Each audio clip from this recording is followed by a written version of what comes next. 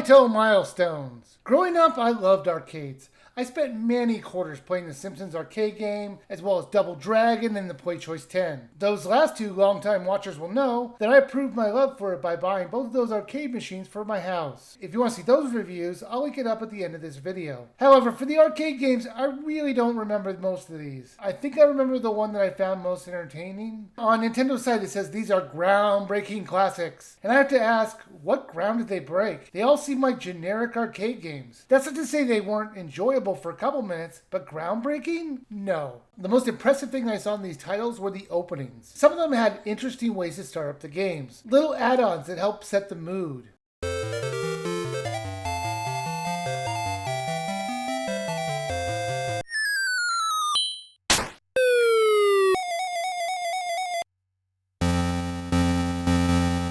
They don't always work, but I like that they went the extra mile to try to set up the story. Now, there are 10 games in this collection. Quix, Space Seeker, Alpine Ski, Frontline, Wild Western, Check and Pop, Elevator Action, Fairyland Story, Halley's Comet, and Ninja Warriors. I decided just to briefly talk about each one of them, going from the ones I enjoyed the most to the ones I didn't enjoy. But let's start with the best, which was Elevator Action. This was the only game that I'd played before. I have the mildest recollection of enjoying this in the arcade. I remember it because I thought it had a clever premise. You had to play as a spy who had to steal documents inside the most insanely made building ever to exist. Seriously, there's elevators everywhere in this thing. There are no walls to stop you from jumping out. It's an ocean nightmare. I would have to assume they paid off the inspector to have all these elevators because there's no way it's passing inspection. Some of the floors don't even have stairs. So I guess if the elevator breaks, you live there now. You start on the 30th floor and you make your way down. There are red doors that have documents you can steal for extra points. You have to watch out for the guards who won't waste any time shooting you. You're going to have to get to the bottom floor to your car in order to escape, only to do it again. It never ends as far as I could see. I like the way it often gave you choices on which way you could go. Take the stairs or an elevator. Go up or down. It was your choice on how you got to the bottom. You could even backtrack if you needed to. Quix. I think I've heard of this game before, but I never actually played it. It's an interesting take on a puzzle game. There's a Tron light show you have to avoid, and you have to draw a line and fill in the parts of the area. You have to watch out for electrical balls in the light show. If you can get enough of it filled out, you win, and you move on to the next level. And while I did get tired of it eventually, it was fun for about 10 minutes. Halley's Comet. This is a space shooter. I've never been the biggest fans of these types of games, but I enjoyed my time with this. It gave me a goal of getting to a planet before the comets destroyed it. For some reason, aliens are really invested in this comet destroying the planet because they're constantly trying to kill me to stop me. There was also something about a computer that was controlling meteors, I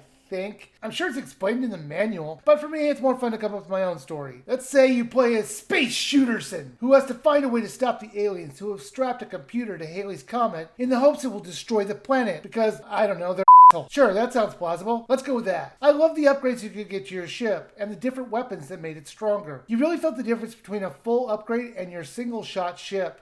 Fairyland Story. You'll play as a witch who turns her enemies into pastries. You have to clear out every room in order to progress. You have to mutilate the inhabitants of each one of them by making them delicious cupcakes. And then you have to make them feel the pain as you throw them down upon their friends in order to kill them. Or you can just drop them from a height in order to make their sweet insides explode. Okay, maybe they had it coming, but personally I think becoming food might be the most horrific fate a creature could have. Do they still have sentience as a cupcake? Can they feel the pain of being eaten? I have to assume they're playing off the Hansel and Gretel story and the candy house with the witch inside, but in that the witch was a villain. Well, then again, they did break into her house and started eating her wall. No, she tried to eat them. She escalated the situation. She was the villain. Wait, what was I talking about? Oh yes, Fairyland Story. It was a cute platforming adventure. It ramped up the difficulty quite well, and I thought it was okay. Space Seeker. I liked half of this game. It sure had the most confusing map screen. You have to move to the sections in order to stop bombings. If you get hit, you can move into a really cool first-person perspective where you shoot at projectiles until it's over. This was the best part of this title. It felt like that Star Wars game I played in the arcade. And I know that might sound strange that I played a Star Wars game, since I'm well known to not like Star Wars. Well, I liked the combat in the title, and I played it for that. And this had the same feel. Then there's the second part of this, which is just a boring left-to-right space shooter. Part of the problem is, I'm sure, is that I really sucked at this. The graphics in this part made it feel like an old Atari game, and didn't have the same look or feel as the rest of the title. Alpine Ski. This has you skiing down one of the most dangerous courses ever made. It's as simple as dodge the obstacles within 2 minutes. Every time you fall, you'll lose 10 seconds. There's apparently 3 different parts of this. The normal skiing down the mountain. Then there's a flag race where you have to go through, well, flags. Then there's a ski jump to see how far you can jump. However, since I really sucked at this game, I could only get to the bottom once out of the many times I played this. So I really couldn't test out that ski jump part. Not that I really wanted to, since this game was very repetitive.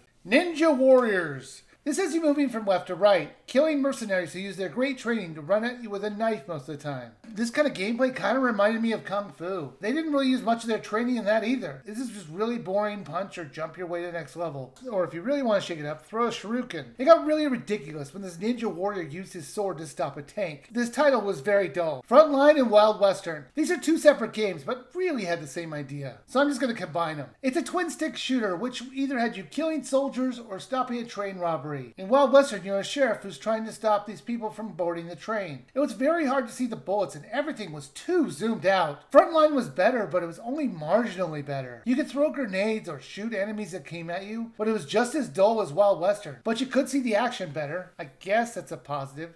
Check and Pop. This is by far the worst game in this collection. You move in mazes, but instead of jumping on platforms, you need to jump to the wall in order to move forward. Then there are eggs in the ceiling that I guess have the enemies. And then you have to use bombs, which will kill you if you get too close. These bombs drop like rocks, and you're going to need to kick them in order to get them in a better position. I really hated this game. It controlled terribly, and there wasn't anything fun in this at all. You can adjust some of the settings in the game, as well as looking at an online leaderboard. It was interesting to see the difference in numbers in the leaderboards, as you could really see which ones were more popular. Taito Milestones was a mixed bag. I came into this with no real fondness for any of these games. I had either played one randomly in my past, or I've heard of the others in passing. For a person who has no affinity for any of these titles, none of them held my interest for very long. And I couldn't believe they were asking almost $40 for this. When I first got this, I assumed it would be like a $20 title, and even that was pushing it. If you used to play these games and enjoyed them, you will have fun with this, but $40 is way too much. Even $20 is too much. If you can find this on a really steep sale, I say go for it. But if you don't have any history with this company, I would just skip it.